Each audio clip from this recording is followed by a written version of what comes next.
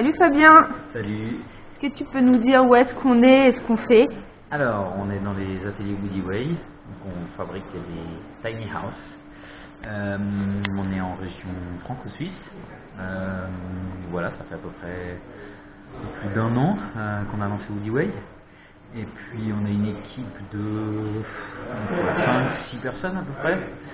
On a 2 personnes qui ont été formées chez les Compagnons de France. Parmi l'équipe, on a un architecte qui bosse avec nous côté suisse. Voilà. Et puis moi je suis le fondateur de la boîte. Tu m'as raconté qu'il y avait une petite particularité sur les tiny house, c'est-à-dire qu'elles sont homologuées. Ça fait à peu près un an et demi qu'on a lancé Woody Way. Il y a eu un petit laps de temps entre la première et la deuxième parce que justement on s'est concentré sur les dossiers d'homologation. En Suisse, on est obligé d'aller passer à ce qu'on appelle le centre d'expertise, l'équivalent de l'ADREAL en gros. Ça nous oblige à pas mal de contraintes évidemment, notamment du vitrage sécurité, les angles saillants, il y a pas mal de trucs à respecter, les issues de secours et ventilation, le gaz et tout ça. Le dossier est plus complexe côté français que côté suisse, étonnamment, parce qu'on a aussi passé une tiny en DREAL côté français, donc on est les deuxièmes, je crois, si peut-être je me trompe, deuxième en France à avoir passé une tiny en DREAL, en REST caravane, vraiment toute l'entité de la tiny, la charge plus la remorque. Un gros dossier à monter, mais ouais, on s'est frotté à l'expertise et puis on est bien content, les propriétaires ils sont contents, sur des questions d'assurance ça a été plus simple pour eux. Mais voilà, c'est un vrai défi, tout comme le poids, tout comme tout le reste, quoi. Fabriquer des tiny, c'est rock'n'roll. C'est un challenge tous les jours. Ouais, c'est clair. Ouais, c'est sûr que surtout niveau poids, quoi. C'est là où il faut le plus travailler son plan, quoi. Oui, on a fait 3 tiny house jusque là. Il y en a d'autres qui sont en attente de fabrication. On a de plus en plus de visites. On a des personnes qui sont d'ailleurs venues juste avant, qu'on a vu qui sont pour acheter une tiny house, où ils sont sur Suisse, ils viennent du canton du Valais. Voilà, j'étais très content de la visite et tout. On a pas mal de demandes, je suis content. On adore ce qu'on fait, c'est vraiment cool. Et donc là, les personnes, le petit couple de Suisse, c'est des gens qui veulent habiter en tiny house. Ouais. Donc soit la mettre sur le terrain, soit en camping. C'est ce qu'ils expliquaient. Ouais, clairement. Ils ont plutôt penché pour le camping, eux. Du coup, au niveau des autorisations et tout, ça allait un peu plus vite. Et puis, ouais, c'est ce qu'ils veulent. Est-ce que tu peux nous parler de la tiny house qui est juste derrière toi? Ouais, alors là c'est la tiny house Sakura qu'on est en train de concevoir. Donc c'est une tiny house qui mesure 7 mètres. 7 mètres, on a dû encore plus se concentrer sur alléger au maximum tout ce qui était du poids, des matériaux et tout. Donc on va tricher un tout petit peu avec une partie de l'aménagement intérieur qui sera en partie amovible, enfin certaines choses pour arriver vraiment un peu en dessous de 3,5 tonnes. Le plus flagrant qu'on voit là direct, on peut commencer par le haut, c'est la toiture. On est encore en train de la construire, on est à peu près au dehors d'air. On a des voliges, on aperçoit des voliges là, donc c'est du massif en 13 et quelques d'épaisseur. Sur ces voliges, donc c'est pas latte et contre latte, on va venir, nous on met de l'aluminium sur la plupart de nos tiny, surtout sur une 7 mètres, on n'avait pas trop le choix. L'aluminium, on va clairement gagner un maximum de poids, même si le support en dessous est un peu plus lourd que latte et contre latte. Là, franchement, on a une tôle aluminium en 7 dixièmes. On va venir poser sur les voliges. Ici, on a une pente de 14 degrés à peu près. Un bel arrêtier ici sur la partie arrière, pour garder le côté un petit peu japonais. Cette tiny house, Sakura, elle a un esprit Jap, assez moderne, mais elle a un esprit Jap quand même. Sur toute l'autre partie, ça veut dire à la mezzanine, à l'avant, là on a un double pan assez classique. Le bardage red cedar mélangé à du bois brûlé. Le bois brûlé, on le fait nous-mêmes. Donc on prend de l'épicéa, un résineux. Du red cedar, tu vois, il y en a déjà une bonne partie qui est posée là sur la tiny. Le red cedar, voilà, je pourrais le lever avec un petit doigt, quoi. C'est une plume, c'est de la plume. Donc le red cedar, on n'a pas 36 000 choix en tiny pour être vraiment, pour laisser quand même la marge pour les affaires des occupants. Red cedar, peuplier, on peut travailler avec des produits comme du liège, on peut travailler avec du mélèze, on peut travailler avec du Douglas, mais là c'est quand même un peu plus lourd. Mais voilà, c'est des super bois en bardage. Tout dépend de ce qu'on fait après du reste à l'intérieur et tout, faut juste se laisser une marge, quoi. Un petit mot sur les fenêtres peut-être.